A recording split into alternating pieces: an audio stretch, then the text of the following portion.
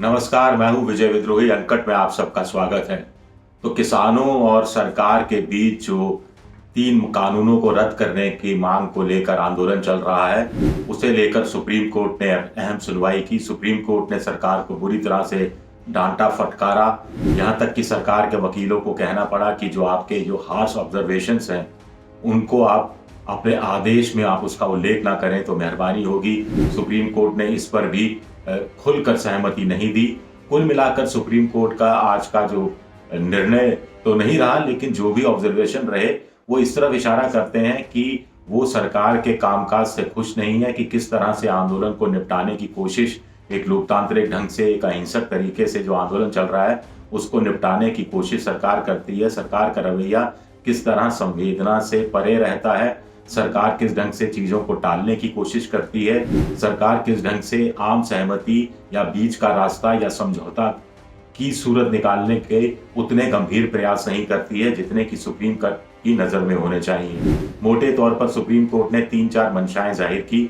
Supreme court ने मंशा जाहिर की कि वो किसानों के मामले में एक कमेटी बनाना चाहती है। सुप्रीम कोर्ट ने मंशा जाहिर की कि जब तक कमेटी का फैसला नहीं आता तब तक वो किसानों के संबंध में जो 3 कानून बनाए हैं उनके अमल पर रोक लगाना चाहती है।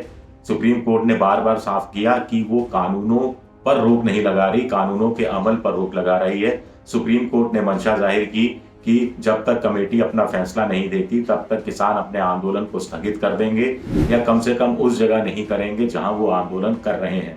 सुप्रीम कोर्ट ने मंशा जाहिर की कि जो बूढ़े लोग बैठे हैं, जो महिलाएं हैं, जो बच्चे हैं, वो सबको किसान अपने अपने घरों में भेज देंगे।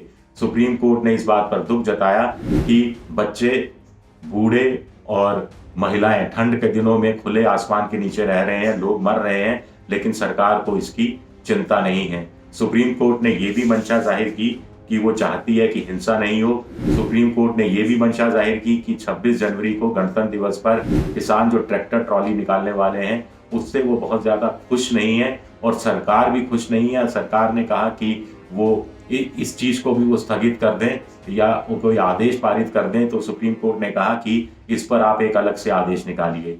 कुल मिलाकर सुप्रीम कोर्ट ने ये बात भी अपनी तरफ से साफ कर दी कि कानून की वैधता पर अभी वो कोई बात नहीं करने वाले, सबसे मिलकर, सबसे बैठकर, सबसे सुनवाई करने के बाद ही इस पर वो विचार करेंगे।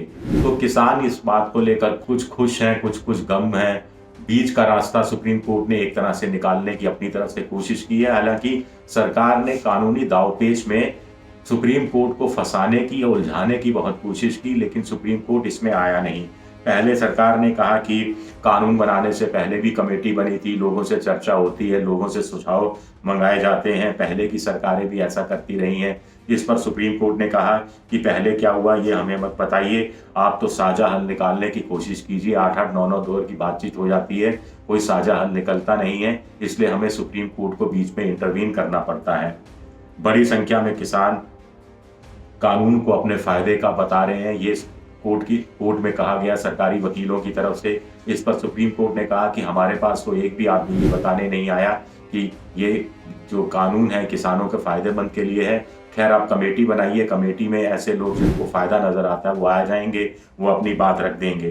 कानून के विवादित हिस्सों पर ही रोक लगे, ये सरकार की तरफ से कहा गया। सुप्रीम कोर्ट ने कहा कि हम पूरे कानून पर रोक लगाएंगे, कानून के कुछ विवादित हिस्सों पर रोक नहीं लगा रहे, और वो कानून के अमल पर रोक लगा रहे हैं, कानून पर रोक नहीं लगा रहे। ये सुप्रीम कोर्ट ने अपनी तरफ से साफ कर दिया। अब ये सब हुआ तो सरकार थोड़ी झुकी और सरकार ने कब कहा कि कमेटी के सामने सब पेश होंगे और आंदोलन स्थगित होगा, आप इस बात को तो सुनिश्चित कर दीजिए। सुप्रीम कोर्ट ने कहा हम ये नहीं कह सकते कि आंदोलन लोग नहीं कर सकते, हम जरूर ये तय कर सकते हैं कि किस जगह वो आंदोलन कर सकते हैं, किस जगह वो आंदोलन नहीं कर सकते। यानी सुप्रीम कोर्ट ने इशारा किया कि अगर कमेटी का गठन हो जाता है तो कम से कम Singhu border, Tikri border, Shahjahanpur border, जहां पर किसान बड़ी संख्या में मौजूद हैं और जहां आम जनता को खामियाजा इसका उठाना पड़ रहा है, वहां से तो कम से कम किसानों को उठना ही पड़ेगा। इस पर आगे सरकारी वकीलों ने कहा कि बहुत से मामलों में, संसद में पारित मामलों में कोर्ट ने रोक नहीं लगाई है, इस पर भी नहीं लगानी चाहिए। इस पर सुप्रीम कोर्ट ने तल्ख टिप्पणी की कि हमें मालूम है क्या करना है, आप हमें कानून सिखाने की कोशिश मत कीजिए, आप अपनी दलीलें दीजिए, आप हमें कुछ चीज सुझाने की कोशिश मत कीजिए। हम वो चाहते हैं कि गांधी जी की तरह ये आंदोलन चले। और किसानों ने भी अपनी तरफ से स्पष्ट कर दिया कि 26 जनवरी को जो 2000 ट्रैक्टरों की रैली निकालने की बात थी, उनके वकील ने कहा कि नहीं, ऐसी कोई रैली निकालने की बात नहीं है, ऐसी कोई वो रैली निकालने वाले नहीं है। प्रदर्शन के खिलाफ भी आदेश हम नहीं देंगे, सुप्रीम कोर्ट ने ये मंशा भी जाहिर कर दी। और विरोध के लिए वैकल्पिक जगह भी नहीं दी जाएगी, ये भी आज भी कोर्ट ने स्पष्ट कर दी कि विरोध के लिए जो किसान चाह रहे थे कि दिल्ली में रामलीला मैदान हो या कुछ और जगह हो, वो कोई वैकल्पिक व्यवस्था हो जाए, उसकी भी वैकल्पिक व्यवस्था नहीं होगी। सुप्रीम कोर्ट ने अपनी मंशा कम से कम जाहिर की, इस शर्त के साथ कि कमेटी बन जाती है तो किसान को अपना आंदोलन स्थगित भी करना पड़ेगा, और इस शर्त के साथ कि कमेटी बन जाती है तो कानूनों के अमल पर सरकार को रोक भी लगानी पड़ेगी।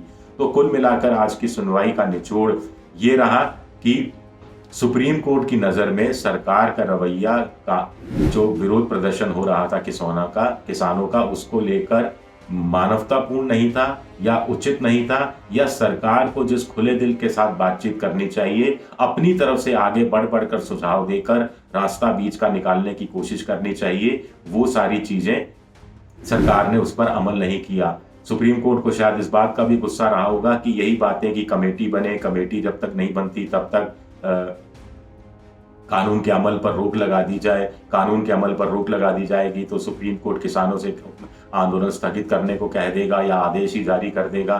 तो ये सारी चीजें उस समय सुप्रीम कोर्ट की छुट्टियों से पहले की सुनवाई में चीजें सुप्रीम कोर्ट अपनी ऑब्जर्वेशन बता रहा था, जिसे सरकार मान नहीं रही थी। अगर तब मान ली जाती तो ये कहानी इतनी आगे भी नहीं बढ़ती। शुक्रिया।